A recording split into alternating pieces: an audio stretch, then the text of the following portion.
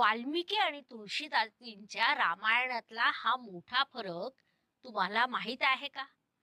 एखादा श्रेष्ठ कलाकार स्वतःची भूमिका ज्या ताकदीने निभावतो तीच भूमिका रामाने म्हणजे भगवान विष्णू यांनी निभावली जेव्हा ते मानवी जीवनात आले तेव्हा ते गुण दोषांसह आणि म्हणूनच वाल्मिकी रामायणात मर्यादा पुरुषोत्तम असलेले रामचरितमानसमध्ये ब्रह्मा विष्णू महेश यांच्यावर परब्रह्म श्रीराम म्हणून ओळखले जातात. हा रामचरितमानस मधला फरक आहे. अर्थात वाल्मिकी रामायण योग्य आहे तसंच तुलसीदासजींचं रामचरितमानस हे देखील तेवढंच योग्य आहे.